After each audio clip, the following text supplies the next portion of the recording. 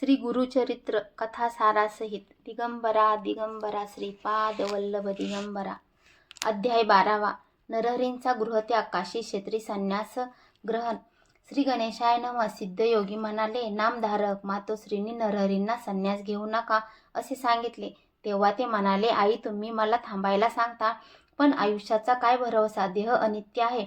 म्हणून जोपर्यंत हा क्षणभंगूर देह साथ देत आहे तोपर्यंत धर्माने वागून पुण्यकर्मे करणे हे प्रत्येक मनुष्याचे आद्य कर्तव्य आहे. ज्याने मृत्यूला जिंकले आहे त्यानेच तुमचा उपदेश मानावा. सूर्य उगवतो आणि मावळतो, त्याचप्रमाणे आयुष्य क्षणोक्षणी संपून जात असते. मनुष्य अल्पायुष्य आहे, त्याचा देहही स्थिर नाही. जन्म, यौवन, प्रौढत्व, वार्धक्य व मृत्यू या त्याच्या सतत बदलत जाणाऱ्या अवस्था आहेत. सागराकडे धावणारी नदी पर्वताकडे परतून जात नाही, त्याचप्रमाणे सरलेले आयुष्य परत मिळत नाही. म्हणून आयुष्य किती मूल्यवान आहे हे ओळखून वेळी सावध व्हावे आणि प्रत्येक दिवस पुण्यकर्मांनी सार्थकी लावावा. जे लोक जीवित्वाचे मोल जाणत नाहीत ते प्रपंचाला सर्वस्व मानतात. ते पशुच होत. पण ज्याला आत्मप्राप्ती अर्थात अमरत्व प्राप्त करायचे आहे त्याने अविलंब प्रयत्नरत राहावे, वेळीच परमार्थ साधन करावे आणि स्वहित साधावे. मी तेच करणार आहे, म्हणून मला अडवू नका. नरहरीच्या मुखातील ती बोधवचने ऐकून त्याने मातापिता व उपस्थित लोक थक्क झाले. तेव्हा अंबा काकुळतीने म्हणाल्या, नरहरी तुम्ही माझे कुलदैवत आहात आणि मला 4 पुत्र होतील असे वचन दिले आहे. म्हणून मला 1 पुत्र होईपर्यंत थांबा आणि त्यानंतर जा. आता शब्द मोडून गेलात तर मी प्राणत्याग करीन. नरहरी म्हणाले, ठीक आहे, मी वर्षभर इथे राहतो. तुम्हाला 2 पुत्र होतील, मग मला आज्ञा द्या. 7 वर्षाच्या नरहरीचे चतुर्वेदाचे अगाध ज्ञान पाहून विद्वान पंडितही आश्चर्यमुग्ध होत असत. त्यांची कीर्ती व कर्तृत्व पाहून मातापित्यांना मोठे समाधान वाटत असे. यथावकाश अंबा गर्भवती राहिल्या. त्यांना जुळे पुत्र झाले. वर्ष पूर्ण होताच नरहरी त्यांना म्हणाले, आई तुमच्या इच्छेनुसार मी वर्षभर इथे राहिलो. तुम्हाला आणखी 2 पुत्र व 1 कन्या होतील. ही सर्व अपत्ये मानी, सदाचारी व दीर्घायुष्य होतील. आता मला निरोप द्या. माधव आणि अंबांना वाईट वाटले. ते म्हणाले, नरहरी आम्ही पुत्र म्हणून तुमच्यावर रागावलो असू. आमच्याकडून अन्य प्रमादही घडले असतील, पण त्याबद्दल आम्हाला क्षमा करा. तुम्ही अवतारी पुरुष असलात तरी आम्हाला तुमची चिंता वाटणारच, म्हणून आम्हाला दर्शन देत राहा. नरहरी म्हणाले, तुमची भावना मी जाणतो, म्हणून तुम्ही ज्या ज्या वेळी माझे स्मरण कराल त्या त्यावेळी तुम्हाला भेटण्यासाठी येईन. तुम्ही सुखात आनंदात जगाल. मी तुम्हाला 30 वर्षांनी पुन्हा येऊन भेटीन. आता मला निरोप द्या. मी बद्रिकावनास जाणार आहे. नरहरी ग्राम सोडून निघाले तेव्हा अनेक लोक त्यांच्या दर्शनासाठी आले. माधव आणि अंबा त्यांना निरोप देण्यासाठी नगरवेशीपर्यंत गेली. नरहरींना त्यांना श्रीपाद श्रीवल्लभ आणि दत्तात्रेयाच्या रूपात दर्शन दिले तेव्हा दोघांनाही धन्य धन्य वाटले. नरहरी आधी काशीला गेले.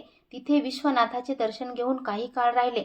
तेथे कृष्ण सरस्वती नामक एक वयोवृद्ध तपोवृद्ध यती होते. नरहरी हे महात्मा आहेत.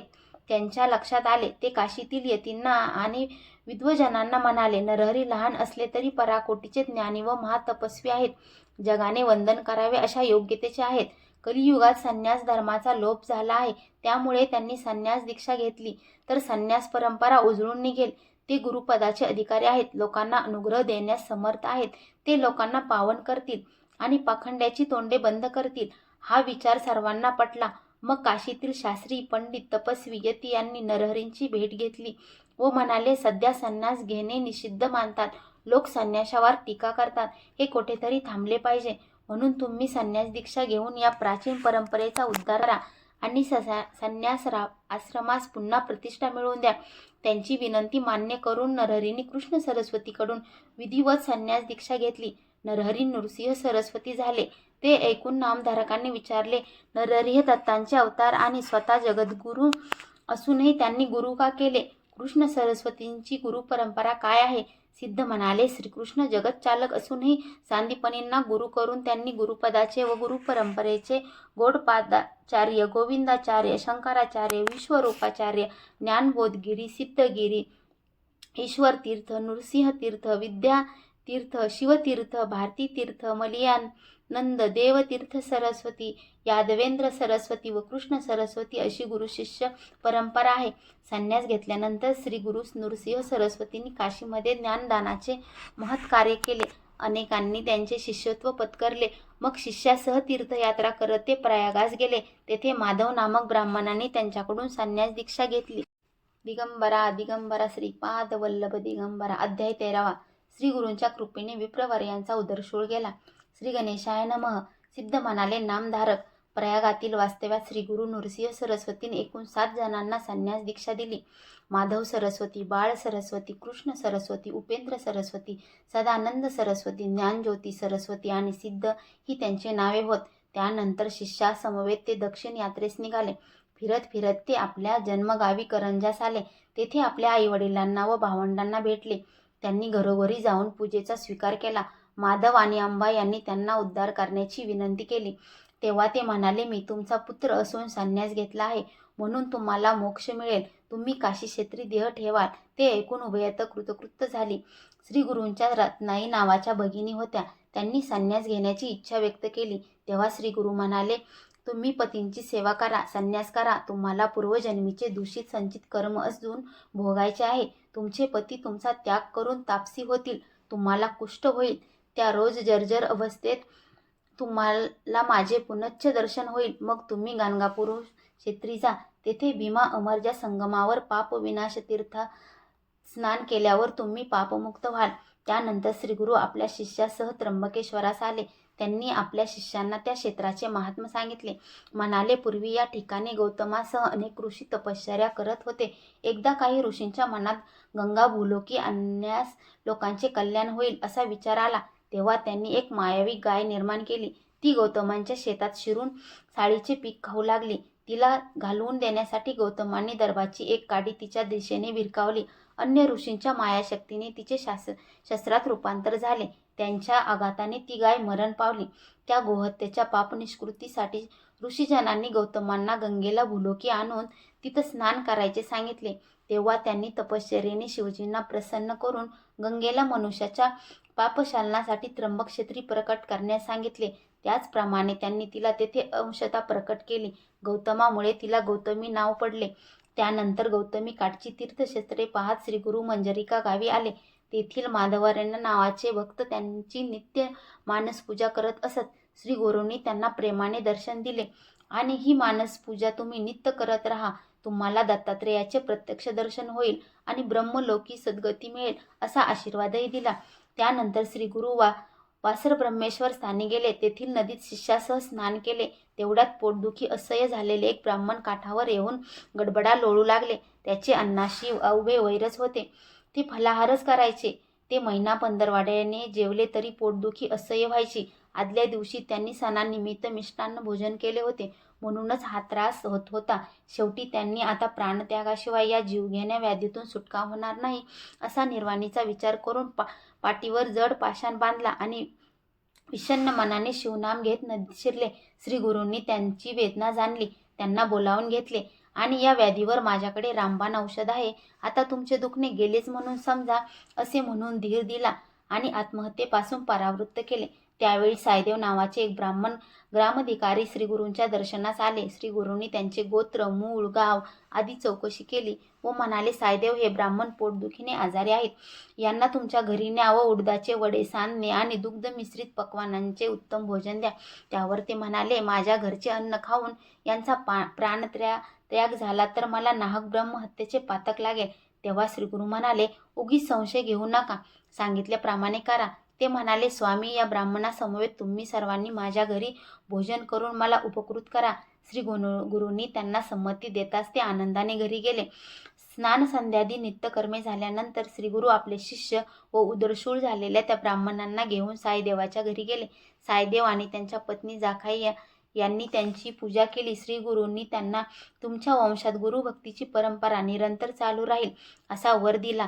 त्या दोघांनी सर्वांना आग्रहाचे पोटभर खाऊ घातले. श्री गुरूच्या आज्ञेने ते व्याधीग्रस्त ब्राह्मणही मनसोक्त जेवले आणि त्यांच्याच कृपाप्रसादाने पूर्णतः बरे झाले. नामधारक, हा चमत्कार मी स्वतः पाहिला आहे. गुरुकृपेने जन्मांतरीचे दोष जातात, मग व्याधी कशी जाणार. दिगंबरा श्रीपाद वल्लभ दिगंबरा. अध्याय 14वा. साईदेवांचे प्राणसंकट टळले. श्री गणेशाय नमः. नामधारक सिद्धांना म्हणाले, हे योगीश्वर, श्री गुरु नृसिंह सरस्वतींना उदरशूळ झालेल्या ब्राह्मणांना व्याधीमुक्त केले. त्यानंतर पुढे काय घडले ते सांगा. ते म्हणाले, श्रीगुरूंनी साईदेवांची सेवा स्वीकारली. त्यांचा भक्तिभाव पाहून ते प्रसन्न झाले. त्यांनी त्यांना तुमच्या वंशात उत्तरोत्तर गुरुभक्त जन्माला येतील असा आशीर्वाद दिला. तेव्हा त्यांनी त्यांच्या चरणांना वंदन केले व म्हणाले, गुरुदेव, तुमचा महिमा अगाध आहे. तुमच्या आशीर्वादाने माझ्या वंशात भक्तीची परंपरा अखंड राहो. माझ्या वंशजांना इहलोकी सर्व प्रकारचे सौख्य लाभो आणि त्यांना सद्गती प्राप्त हो. पण सध्या मी अतिशय बिकट परिस्थितीत आहे. मी ज्या यवनाकडे नोकरी करतो तो अत्यंत क्रूर आहे. तो दरवर्षी ब्राह्मणांचा घात करतो. आज त्याने मलाच मारायचे ठरवले आहे. मी त्यांच्याकडे गेलो की माझा घात निश्चित आहे. मग तुमचे वचन खरे कसे होणार? तेव्हा श्रीगुरूंनी आपला वरद हस्त त्याच्या मस्तकी ठेवला व म्हणाले, साईदेव, चिंता करू नका. निश्चित होऊन त्या यवनाकडे जा. तो तुम्हाला सन्मानाने परत पाठवेल. तुम्ही परत येईपर्यंत मी इथेच थांबणार आहे. तुम्ही माझे भक्त आहात आणि तुम्हाला पुत्र पौत्रादी सर्व सौख्य प्राप्त होणार आहे.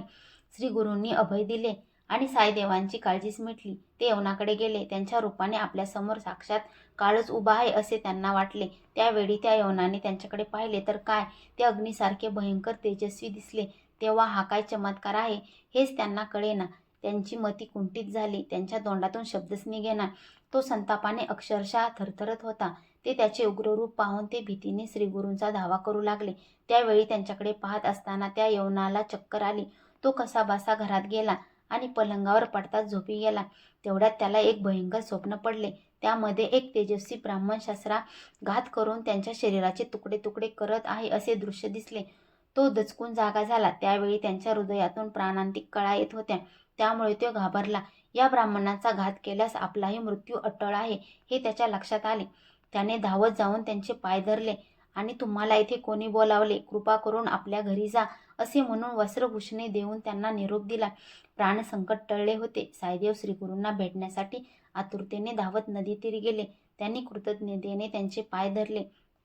त्या समयी यवनाकडील वृत्तांत सांगताना त्यांचे हृदय अक्षरशः गलबलून गेले होते.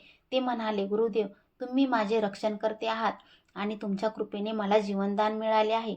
आता तुमची सेवा हाच माझा धर्म म्हणून मलाही तुमच्याबरोबर न्या. तेव्हा ते म्हणाले, साईदेव, आम्ही तीर्थयात्रेसाठी दक्षिणेकडे निघालो आहोत. 15 वर्षांनी परतून येऊ. तेव्हा तुमच्या गावाजवळ राहू. त्यावेळी तुम्ही मुलाबाळासह मला भेटायला या. आता तुम्ही घरीच राहा आणि सुखाने संसार करा. श्री गुरूंनी साईदेवांचे सांत्वन केले आणि त्यांची समजूत घालून त्यांना घरी पाठवले. तेथून तीर्थयात्रा करत ते शिष्यासह वैजनाथ क्षेत्री गेले. तेथे स्वतःला प्रकट न करता गुप्तपणे राहिले. नामधारक म्हणाले, महाराज, श्री गुरूंनी आपले अस्तित्व तिथे का प्रकट केले नाही? त्यांच्या शिष्यांना त्यांनी कुठे पाठवले? सिद्ध म्हणाले, सांगतो. श्री गुरूचे चरित्र अतिशय थोर आहे. ते तुम्ही शांतपणे ऐका. दिगंबरा दिगंबरा श्रीपाद वल्लभ दिगंबरा. अध्याय 15. श्री गुरूचे वैजनाथ क्षेत्री गुप्त वास्तव्य. श्री गणेशाय नमः. सिद्ध म्हणाले, नामधारक, तुम्ही खूपच चांगला प्रश्न विचारला आहे. आता मी काय सांगतो ते लक्षपूर्वक ऐका. पूर्वी परशुरामांनी समस्त पृथ्वी क्षत्रिय रहित केली. ती ब्राह्मणांना दान देऊन ते पश्चिम समुद्रावर गेले. पण त्यानेही ब्राह्मणांचे समाधान झाले नाही. ते अधिक जमीन मिळावी म्हणून त्यांच्यापाशी गेले. त्यांचा लोभ पाहून ते कंटाळले आणि त्यांचा त्रास टाळण्यासाठी सागरात असलेल्या एका बेटावर जाऊन राहिले. साधूंचे महात्म्य वाढले की साधू, असाधू, धूर्त, हौशे, नवशे, गौशे असे असंख्य लोक त्यांच्या दर्शनासाठी गर्दी करतात. त्या प्रत्येकाचे काही ना काही गाऱ्हाणे असते. त्यांना त्या साधूच्या कृपेने आपली अडचण दूर व्हावी असे वाटत असते. हे चक्र कधीही थांबत नाही. प्रश्न वरदान देण्याचा नसतो, तर त्यांच्यापैकी योग्य कोण अयोग्य कोण हे पाहणेच गरजेचे असते. या सर्व गोष्टीमुळे साधूंना तपश्चर्येसाठी वेळ आणि एकांत मिळत नाही. श्री गुरु नृसिंह सरस्वतींना ही गोष्ट चांगली माहीत होती. म्हणूनच लोकांचा उपद्रव होऊ नये यासाठी ते वैजनाथ क्षेत्री गुप्त रूपाने राहिले. त्यावेळी त्यांनी आपल्या शिष्यांनाही दूर ठेवले. त्या सर्वांना पाचारण करून ते म्हणाले, आता तुम्ही सर्वजण तीर्थयात्रेत जा आणि भारतभर भ्रमण करून नंतर श्रीशैल पर्वतावर या. शिष्य म्हणाले, गुरुदेव, सर्व तीर्थे गुरूंच्या चरणाशीच वास करतात असे श्रुती व पुराणे सांगतात. शास्त्राचेही तेच म्हणणे आहे. मग आम्हास का दूर लोटता? कृपा करून आमची उपेक्षा करू नका. तेव्हा ते म्हणाले, तुम्ही संन्यासी आहात हे लक्षात घ्या. संन्याशांनी 5 दिवसाच्या वर एकाच ठिकाणी राहू नये असा संकेत आहे. त्या नियमांचे पालन केलेच पाहिजे. म्हणून तीर्थयात्रा करावी. चंचल मनास आवरून ते स्थिर करावे आणि त्यानंतर एका जागी वास्तव्य करावे. लोक उपकारासाठी अनुभव व्हावा. धर्माचे ज्ञानाची आवश्यकता आहे. म्हणूनच मी तुम्हाला तीर्थयात्रेस पाठवत आहे. पुढे यात्रा पूर्ण करून तुम्ही बहुधान्य श्रीशैल क्षेत्री या, तेथे आमची भेट होईल. शिष्य म्हणाले, गुरुदेव, तुमची आज्ञा आम्हाला प्रमाण आहे. आता आम्ही कोणकोणत्या तीर्थस्थानी जाऊन यावे याविषयी मार्गदर्शन करा. श्री गुरूंनी त्या शिष्यांना प्रथम काशी क्षेत्री जाण्यास सांगितले. तेथून गंगा, यमुना, सरस्वती, करुणा, कुशावर्ती, कृष्णा, वेणी, वितस्ता, शरावती, मरुद्रुद्धा, अस्किनी, मधुमती, सुरनदी, चंद्रभागा, रेवती, शरयू, गौतमी, वेदिका, कौशिका, मंदाकिनी, सहस्रवस्त्रा, पूर्णा, बहुधा, वरुणा, वेरोचनी, सहिष्णुता, नर्मदा, गोदावरी, तुंगभद्रा, भीमा, अमरजा, पाताळगंगा, कावेरी, ताम्रपर्णी, कृतमाला, पंचगंगा, मलयप्रभा, श्वेतशृंगी या नद्यांच्या तटाक यात्रा कराव्यात. म्हणून अनेक तीर्थाचे दर्शन घेता येईल असे सांगितले. नदीमध्ये स्नान करावे, आजूबाजूंची गावे आणि परिसर पाहावा, प्रत्येक ठिकाणी व्रत एक प्रकारचे प्रायश्चित्त करावे आणि मग त्रिवेणी संगमावर स्नान व तप करावे असे सांगितले. मग कोणत्या दिवसात नद्यांचे पाणी मलिन असते, कोणत्या काळात नदीमध्ये स्नान करू नये, नदी स्नानासाठी योग्य नाही हे कोणत्या लक्षणाने ओळखावे तेही सांगितले. त्यांनी आपल्या शिष्यांना नैमिषारण्य, पुष्कर, बद्री, केदार, कुरुक्षेत्र, महालय, सेतुबंध, रामेश्वर, मातृकेश्वर, कोटी, कुब्ज, कोकामुखी, प्रसाद, विजय, जगन्नाथपुरी, गोकर्ण, शंखकर्ण, अयोध्या, मथुरा, द्वारका, गया, शाळीग्राम, शबलग्राम, भीमेश्वर, कुशतपर्ण, रामेश्वर, पद्मनाभ, श्रीरंग, कुंभकोण, हरेश्वर, गाणगापूर, नृसिंहतीर्थ, चंद्रकुंड, कोल्हापूर, भिलवंडी, अमरापूर, युगालय, शूरपालय, विठापूर, शेषाद्री, मणिगिरी, वृषभाद्री, श्रीशैल व मल्लिकार्जुन अशा अनेक तीर्थस्थानांची माहिती सांगून तेथे जाण्याची आज्ञा केली. श्रीगुरूंचा निरोप घेऊन ते यात्रेसाठी गेले. त्यानंतर श्रीगुरूंनी वैजनाथ येथेच गुप्तपणे निवास केले. दिगंबरा दिगंबरा श्रीपाद वल्लभ दिगंबरा. अध्याय 16वा. श्री गुरुभक्त अरुणी, वेद आणि उपमन्यू. श्री गणेशाय नमः. सिद्ध म्हणाले, नामधारक वैजनाथ क्षेत्री अंबा भवानी नावाचे एक मनोहर स्थान आहे. श्री गुरूंनी तिथे वर्षभर वास्तव केले. त्यांचे सर्व शिष्य यात्रेला गेल्यानंतर मी स्वतः त्यांच्या सेवेसाठी राहिलो होतो. एके दिवशी एक ब्राह्मण साधक श्री गुरुकडे आले व म्हणाले, स्वामी, मी बरीच साधना केली पण आत्मज्ञान झाले नाही, त्यामुळे मनशांती नाही. कृपया मला मार्ग दाखवा. माझे गुरु निष्ठुर आहेत, त्यांनी मला ज्ञान दिले नाही, कष्टवून मात्र घेतले, त्यामुळे मी रागाने त्यांचा त्याग करून आलो आहे. तेव्हा श्री गुरु म्हणाले, महोदय, गुरूंचा त्याग म्हणजे आत्मघात. माझ्या दृष्टीने तुम्ही गुरुद्रोही आहात. जो गुरूंना सर्व भावे शरण जातो, गुरु आज्ञेचे तत्परतेने पालन करतो, त्या शिष्याला ज्ञान, सिद्धी, देवांचे आशीर्वाद या सर्व गोष्टी अनायासे प्राप्त होतात. मी तुम्हाला आदर्श गुरुभक्तीचे एक उत्तम उदाहरण सांगतो, ऐका. द्वापार युगात द्वारकेत धौम्य नावाचे ऋषी राहत होते. त्यांचे अनेक शिष्य होते. अरुणी, वेद आणि उपमन्यू हे त्यांच्यापैकी तिघे. धौम्य आपल्या शिष्यांची अनेक प्रकारे परीक्षा घेत असत आणि कसोटीलाही उतरलेल्या शिष्यावर तात्काळ कृपा करत असत. एके दिवशी त्यांनी अरुणींना शेताला पाणी देण्यास सांगितले. त्यानुसार ते शेतावर गेले. जवळच एक कालवा वाहत होता. एवढ्या मोठ्या शेताला पाणी द्यायचे तर त्याचा प्रवाह बंधाऱ्याने अडवणे आवश्यक होते. म्हणून त्यांनी जागा निवडली आणि शिळा टाकून बंधारा घालण्याचा प्रयत्न करू लागले. पण पाण्याच्या जोरामुळे तो टिकेना. तेव्हा प्राण गेले तरी चालतील, पण शेताला पाणी द्यायचेच असा निश्चय करून बंधाऱ्याचा जो भाग प्रवाहापुढे टिकत नव्हता तेथे ते स्वतः आडवे झोपले. हा प्रयत्न सफल झाला. प्रवाह अडला व शेताला पाणी मिळाले. रात्री झाली तरी ते परतले नाही. तेव्हा चिंतामग्न धौम्य मशालीच्या उजेडात त्यांना शोधण्यासाठी आले. शेताला पाणी मिळालेले पाहून त्यांना समाधान वाटले, पण अरुणी कोठे दिसले नाहीत. त्यांनी हाका मारल्या तेव्हा ते प्रवाहातून बाहेर आले. ते थंडीने गारठून गेले होते, पण त्यांच्या मुखावर कर्तव्यपूर्तीचे समाधान होते.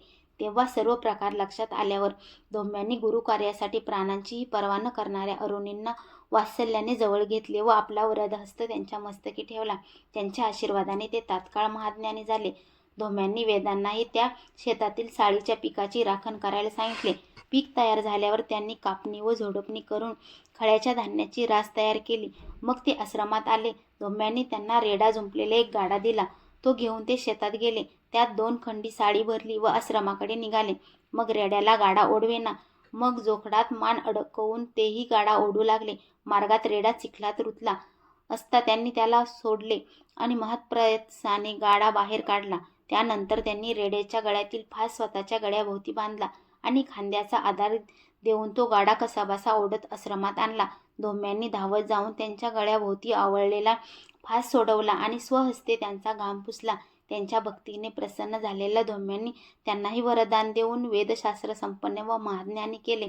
उपमन्यू धोम्यांची गुरे राखायचे. त्यांच्या अतिखाण्याने बुद्धीला जडत्व येऊन त्यांची विद्याभ्यासात प्रगती होत नाही, म्हणून आश्रमातून त्यांना मोजकेच अन्न दिले जायचे. म्हणून भूक भागवण्यासाठी ते भिक्षा मागायचे. ही गोष्ट धोम्यांना कळताच त्यांनी ती भिक्षा आश्रमात आणून देण्यास सांगितले. मग ते दोनदा भिक्षा मागू लागले. धोम्यांनी तीही आश्रमात देण्यास सांगितली. मग ते वासरे पिताना गायीच्या आचळातून जो अतिरिक्त पाना व्हायचा ते दूध पिऊन भूक भागवू लागले. धोम्यांनी त्यालाही प्रतिबंध केला. एकदा त्यांनी रुईच्या झाडातून ओघळणारा चिकच द्रोणात गोळा करून दूध समजून प्राशन केला. त्याचा काही अंश डोळ्यात गेल्याने त्यांना अंधत्व आले. ते रानामध्ये चाचपडत हिंडू लागले.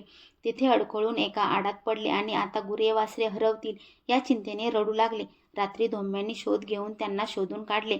उपमन्यूंनी त्यांना सर्व प्रकार सांगितला. त्यांनी त्यांना अश्विन कुमाराचे स्मरण करायला सांगितले. त्या देवाच्या कृपेने उपमन्यूंना पुन्हा दृष्टी आली. ते आडातून बाहेर आले. ते अत्यंत प्रामाणिक व भोळे होते. त्यांनी भूक भागवण्यासाठी अन्य पर्याय शोधले, पण गुरु आज्ञेचे कधीही उल्लंघन केले नाही. त्यामुळे प्रसन्न झालेल्या धोम्यांनी त्यांनाही ज्ञानसंपन्न केले. या उपमन्यूची खूप कीर्ती झाली. श्री गुरु म्हणाले, विप्रवर्य, अशा प्रकारे विनम्र भाव आणि पराकोटीची श्रद्धा असणाऱ्यांना गुरुकृपेची लवकरच प्रचिती येते. पण तुमच्यासारख्या अधमांना शेवटी नरकच प्राप्त होणार. तेव्हा ते ब्राह्मण पश्चातापाचे प्राण त्यागास उद्युक्त झाले. त्यावेळचा त्यांचा मनोभाव जाणून श्री गुरूंनी त्यांचे सांत्वन केले आणि आपला वरद हस्त त्यांच्या मस्तकी ठेवून त्यांना संज्ञान केले. मग श्रीगुरूच्या आज्ञेने त्यांनी त्यांच्या गुरूची क्षमा मागितली आणि निर्मळ भावाने त्यांची सेवा करू लागले. त्यानंतर श्रीगुरूंनी कृष्णा नदीच्या पश्चिम तीरावर वसलेल्या भिलवडी गावी वास्तव्य केले.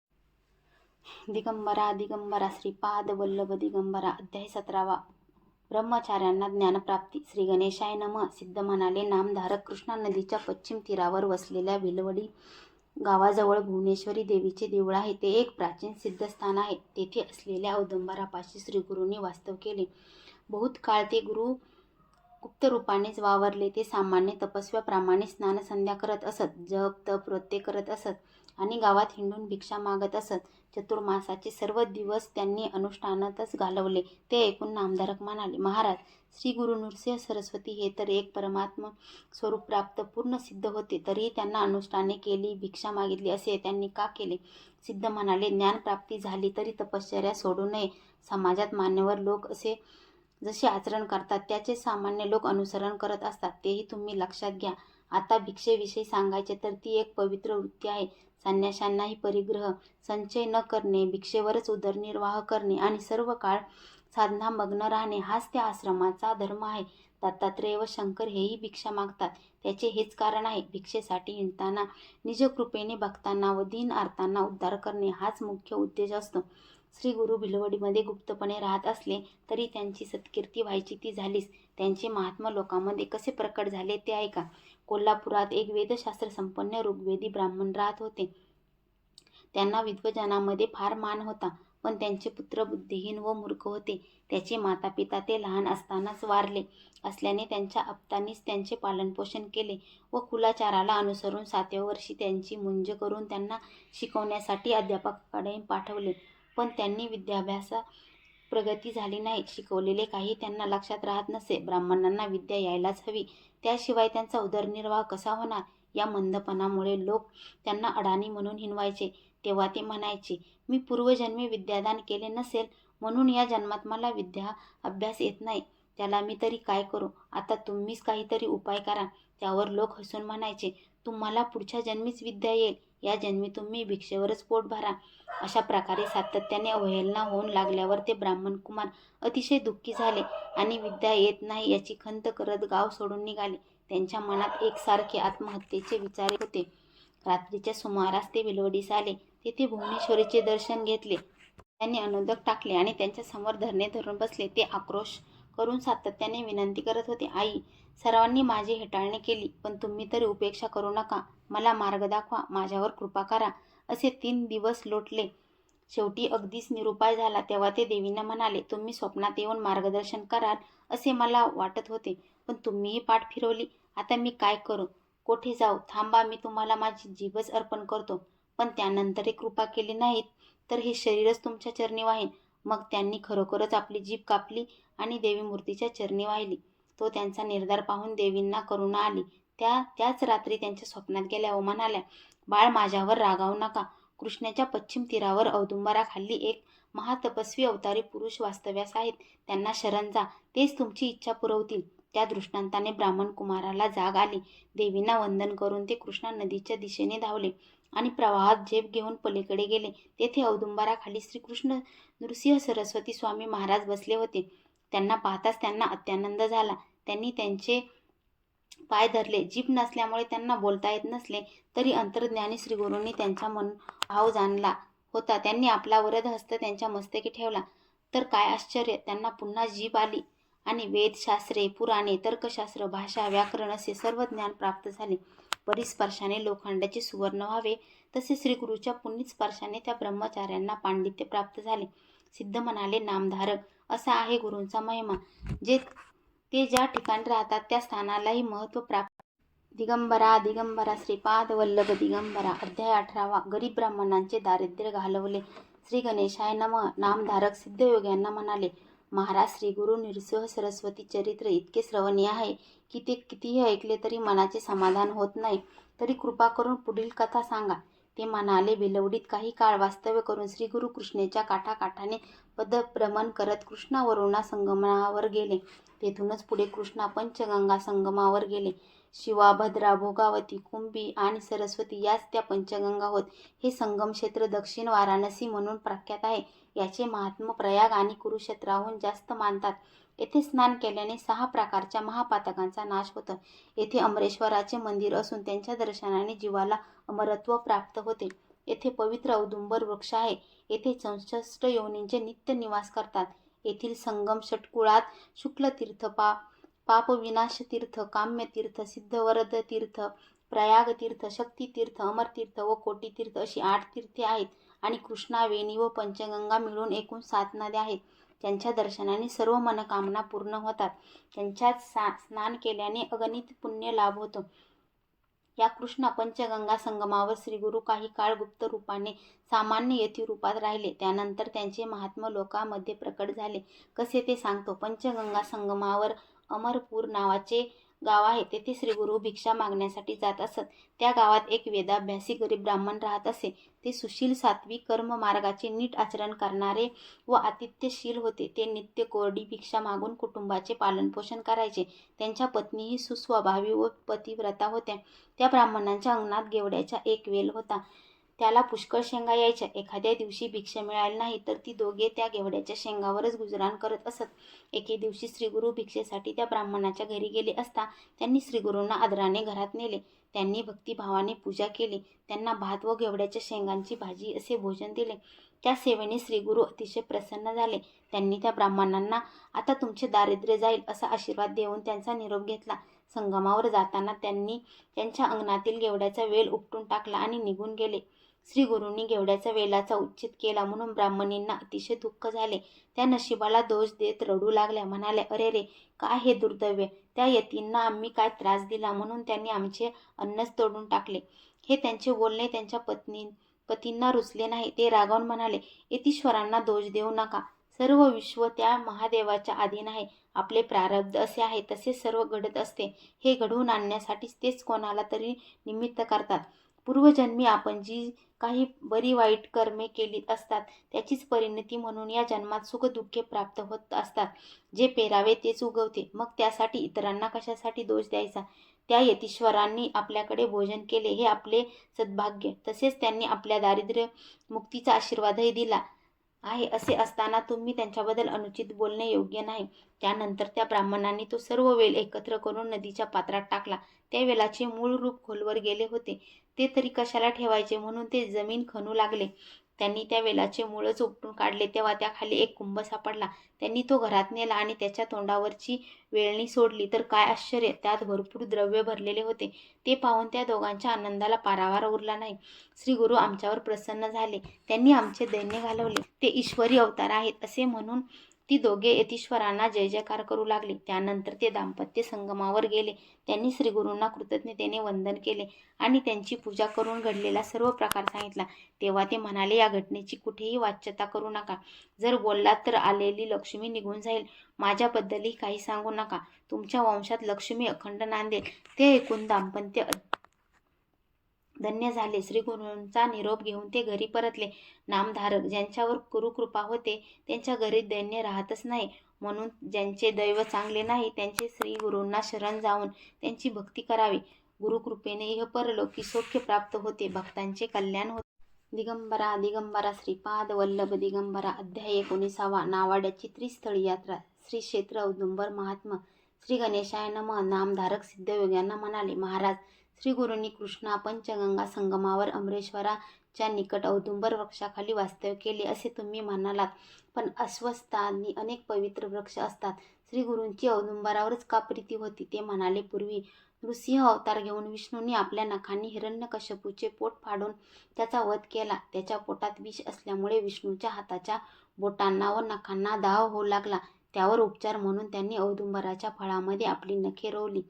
तेव्हा कुठे तो दाह शमला आणि त्यांचा क्रोधही कमी झाला. शांतता लाभल्याने नृसिंह व लक्ष्मी औदुंबरास वर दिला, औदुंबरा, जे तुला पूज्य मानून तुझी सेवा करतील ते पापमुक्त होतील. त्यांच्या सर्व मनकामना पूर्ण होतील. तुझ्या छायेत जपादी अनुष्ठाने केल्याने अनंतपट फलप्राप्ती होईल. तुझ्या सेवेने ब्रह्महत्यादी महादोषांचे निरसन होईल. आम्ही दोघे तुझ्या सान्निध्य नित्य वास करू. श्री गुरु नृसिंह मंत्राचा नित्य जप करत असत. त्या जपाने उग्रता येऊ नये म्हणून ते औदुंबराखाली वास करत असत. अमरेश्वरात सान्निध्य 64 योगिनींचा वास होता. त्या रोज दुपारी श्रीरूपाने श्रीगुरूंच्या दर्शनास येत असत आणि त्यांना आपल्या स्थानी नेत असत. त्यांच्या पूजेचा व नैवेद्याचा स्वीकार करून श्रीगुरू परत औदुंबरापाशी येत असत. एकदा एक नावाडी शेताची राखण करत होते. योगिनी श्रीगुरू समवेत नदीपाशी आल्या. तेव्हा प्रवाह दुभंगला आणि सर्वांनी आत प्रवेश करताच तो पूर्ववत झाला. काही वेळाने श्रीगुरू त्यातून एकटेच बाहेर आले. हे सर्व पाहून त्या नावाड्यांना मोठे नवल वाटले. त्यांनाही श्रीगुरूविषयी कुतूहल वाटू लागले. मग दुसऱ्या दिवशी तेही त्यांच्या मागोमाग प्रवाहात शिरले. ते एका दिव्य नगरात प्रवेशले. तेथील लोक आरती घेऊन श्रीगुरूंच्या स्वागतासाठी आले. त्यांनी त्यांना दिव्य मंदिरात नेले. रत्नखचित सिंहासनावर बसवून त्यांची पूजा केली आणि त्यांना भोजन दिले. तेवढ्यात श्रीगुरूचे नावाड्याकडे लक्ष गेले. ते म्हणाले, तुम्ही इथे का आलात? नावाडी म्हणाले, स्वामी, मी सहज भावाने तुमच्या दर्शनासाठी आलो आहे. तुमच्या दर्शनाने मी धन्य झालो. तुमची माझ्यावर कृपादृष्टी राहो एवढीच प्रार्थना आहे. तेव्हा त्याचा निष्कपट भाव पाहून श्रीगुरू म्हणाले, नाविक, तुम्ही इथे आलात, येथील भक्तीचा सुख सोहळा पाहिलात, त्यामुळे तुमचे दैन्य गेलेच म्हणून समजा. पण या गोष्टीचा कुठेही वाच्यता करू नका, अन्यथा तुम्हाला मृत्यू येईल. मग त्यांना घेऊन संगमावर आले. त्यांचा निरोप घेऊन नावाडी शेताकडे निघाले. मार्गामध्ये त्यांना गुप्तधन सापडले. त्या धनाने त्यांचे दारिद्र्य गेले. त्यानंतर ते व त्यांच्या पत्नी श्रीगुरूची अखंड सेवा करू लागले. एके दिवशी ते नावाडी श्रीगुरूंना म्हणाले, स्वामी, माघ मासात प्रयागात स्नान करणे, काशी यात्रा करणे खूपच पुण्यप्रद मानले जाते. मी अडाणी आहे, पतित आहे. या गोष्टीचा मला कसा लाभ होणार? ते ऐकून श्रीगुरूंना कळवळा आला. ते म्हणाले, अहो, कृष्णा पंचगंगेचा संगम असलेले हे स्थानच प्रयाग तीर्थ आहे. अमरेश्वराचे स्थान असलेले हे गावच काशी क्षेत्र आहे. कोल्हापूरला दक्षिण गया म्हणतात. त्यांना उत्तरेकडील काशी, गया, प्रयाग क्षेत्री जाता येत नाही. त्यांनी या त्रिस्थळांची यात्रा करावी. मग तुम्हाला ती क्षेत्रे प्रत्यक्षच पाहायची आहेत ना? मग चला माझ्याबरोबर.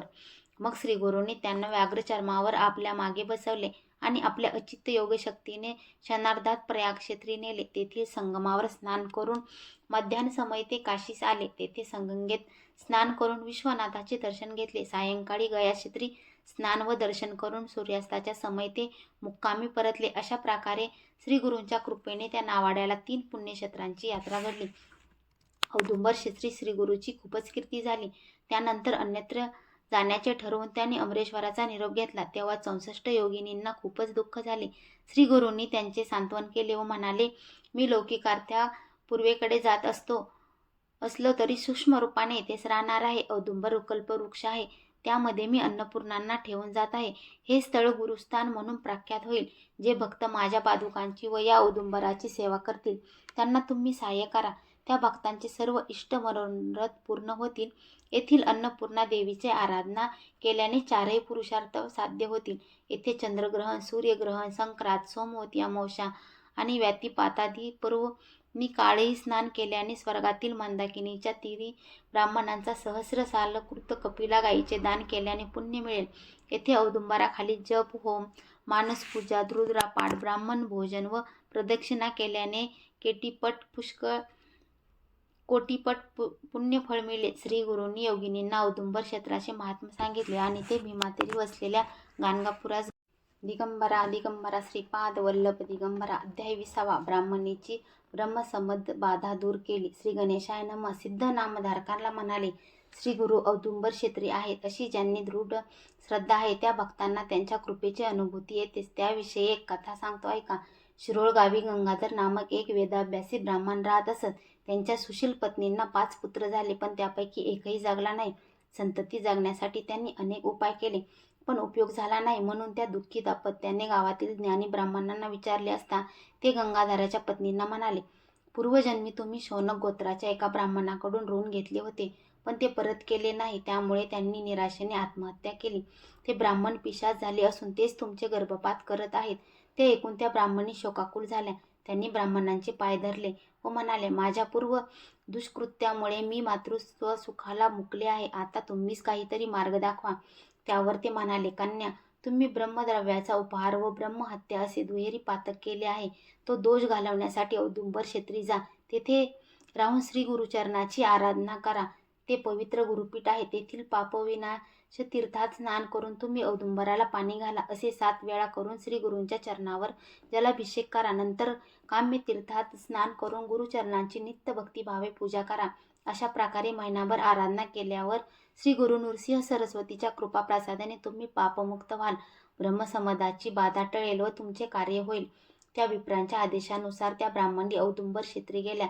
तेथे राहून स्नान, उपोषण, औदुंबराला पाणी घालणे, प्रदक्षिणा घालणे आणि श्री गुरुचरणांची पूजा करणे याप्रमाणे आराधना करू लागल्या. 3ऱ्या दिवशी रात्री त्या ब्राह्मणी निद्रेत असताना गतजन्मी आत्महत्या केलेले ते ब्राह्मण त्यांच्या स्वप्नात आले व क्रोधाने ओरडून म्हणाले, तुम्ही माझे 100 रुपये द्या, नाहीतर मी तुमचा जीव घेईन. तुमचा वंशच वाढू देणार नाही. या आराधनेने तुम्हाला काहीच साध्य होणार नाही. अशा प्रकारे धमकावून ते त्यांना मारण्यासाठी धावले. तेव्हा घाबरलेल्या ब्राह्मणी मार चुकवण्यासाठी औदुंबरा आड गेल्या. तेथे श्रीगुरूंना पाहून त्यांच्या मागे लपल्या. श्रीगुरूंनी त्या ब्राह्मणांना विचारले, तुम्ही यांना का मारत आहात?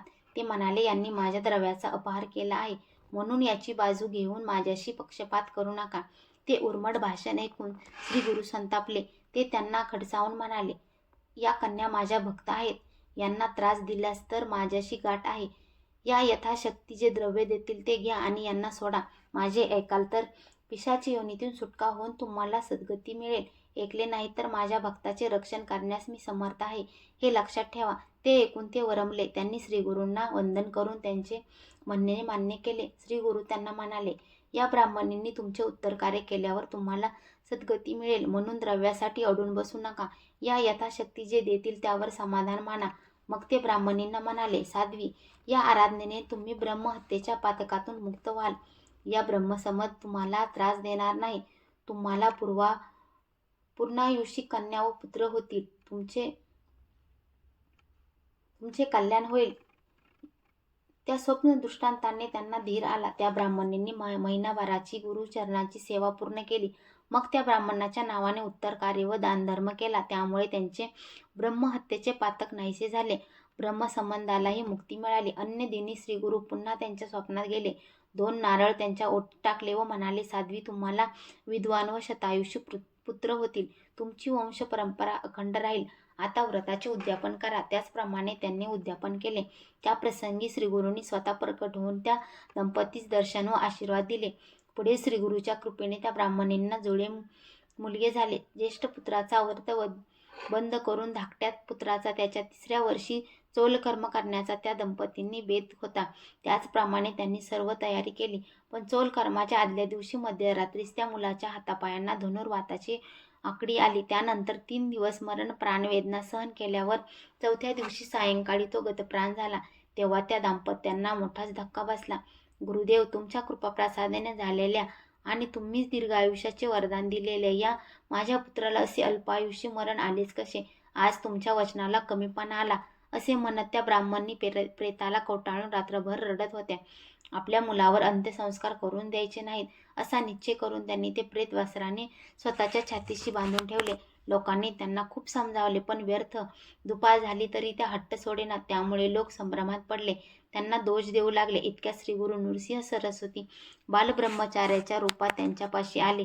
त्यांनी त्यांना सांत्वनपर बराच उपदेश केला.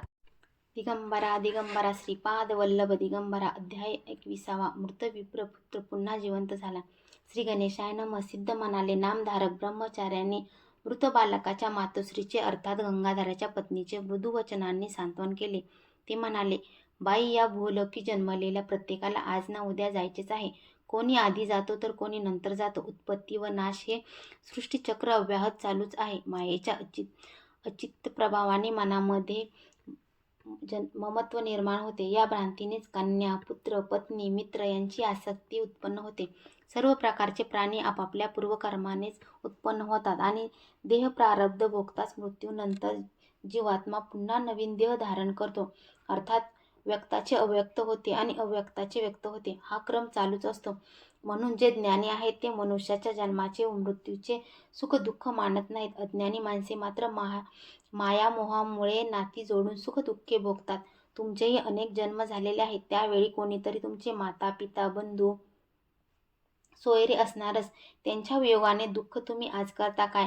मग या जन्मात पुत्र वियोग झाला म्हणून रडण्याचा काय अर्थ आहे? हा देह अस्थि मांसांचा नश्वर गठ्ठा आहे. मलमूत्रांचे आगार आहे. घृणास्पद आहे. म्हणून याची आसक्ती धरू नका. हे कलेवर अंत्यसंस्कारासाठी देऊन टाका. ब्राह्मणी म्हणाल्या, महाराज, तुमचे म्हणणे मला पटते पण ते स्वीकारण्याचे धैर्य माझ्यात नाही. नृसिंह सरस्वती स्वामी महाराज म्हणजे दत्तात्रेयाचे अवतार. यापूर्वी 5 पुत्र गमावल्याने दुःख मी भोगले आहे. मग मी त्यांना शरण गेले असता त्यांनी मला अभय दिले आणि तुमची संतती ज्ञानी आणि दीर्घायुषी होईल असा आशीर्वाद दिला. त्यामुळे मी निश्चित झाले. पण आज माझा पुत्र गेल्यामुळे माझ्या विश्वासाला तडा गेला आहे. आता मी प्राणार्पणच करणार. त्यांचा निश्चय अटळ होता. म्हणूनच त्यांनी मनोअवस्था जाणून ब्रह्मचारी म्हणाले, श्री गुरुच्या आशीर्वादानुसार तुमचा पुत्र पूर्णायुषी झाला नाही याचे दुःख वाटणे स्वाभाविक आहे.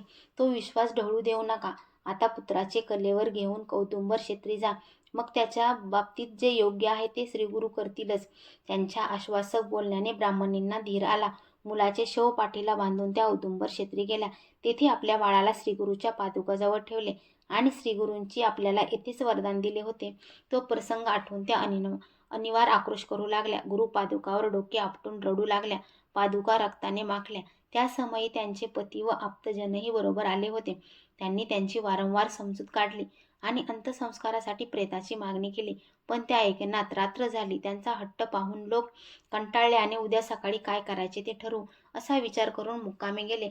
ब्राह्मण व ब्राह्मणी कलेवराचे रक्षण करत तेथे शोक करत बसून राहिले. 3ऱ्या प्रहरी ब्राह्मणींना ग्लानीने गाढ झोप लागली. तेव्हा त्यांना एक स्वप्न पडले. त्यात जटा भस्म व रुद्राक्ष धारण केलेले, व्याघ्रचर्म पांघरलेले, त्रिशूळधारी असे एक दिव्य शिवयोगी दिसले. ते त्यांना म्हणाले, कन्या, तुम्ही मला व्यर्थ दोष देत आहात. तुमच्या मुलाला काय झाले आहे?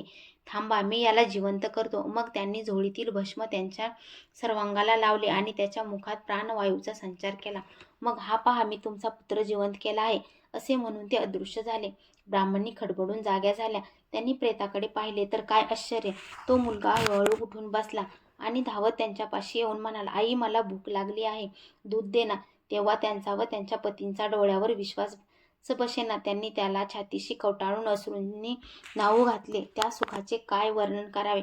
ब्राह्मणींनी मुलाला यथेच्छ स्तनपान दिले. त्या समय श्री गुरुबद्दलच्या कृतज्ञ भावाने त्यांचे अंतकरण भरून आले होते. त्या दोघांनी औदुंबराला प्रदक्षिणा घातली. श्री गुरूंची अपार स्तुती केली. मग गंगेत स्नान केले. रक्ताळलेल्या पादुका स्वच्छ धुतल्या. त्यांची पूजा केली. दीप लावला आणि औदुंबराला पाणी घालून ती उभयता भावभक्तीने गुरुभजन करू लागली. सकाळी त्यांची आप्तमंडळी प्रेतावर अंत्यसंस्कार करण्यासाठी तेथे आली. तेव्हा गंगाधराचा पुत्र जिवंत झालेला पाहून त्या सर्वांना मोठे आश्चर्य वाटले. त्यांनी श्रीगुरूचा उत्स्फूर्त जय जयकार केला. सिद्ध म्हणाले, नामधारक, असा आहे औदुंबर गुरुस्थानाचा महिमा. येथे श्री गुरुच्या प्रित्यर्थ औदुंबराला पाणी घालणे, प्रदक्षिणा घालणे, तसेच गुरु पादुका पूजन, ग्रंथ वाचन, ब्राह्मण सत्पर्ण, होम हवन, दान धर्म, जप केल्याने त्याची प्रसन्नता लाभून भाविकांचे मनोरथ पूर्ण होतात. औदुंबर हे त्रिभुवन कीर्तीचे गुरुपीठ आहे. या अत्यंत पवित्र स्थानी उपासना केल्याने भाविकांचे कल्याण होते. दिगंबरा दिगंबरा श्रीपाद वल्लभ दिगंबरा. संपूर्ण गुरुचरित्र पारायण मराठी कथासार अध्याय 1 ते 11 आपल्याच यूट्यूब चॅनलवर उपलब्ध आहेत. तुम्ही तेही ऐकू शकता. तुम्हाला आमचे चॅनल आवडत असेल तर तुम्ही त्याला नक्कीच लाईक, शेअर व सबस्क्राईब करू शकता.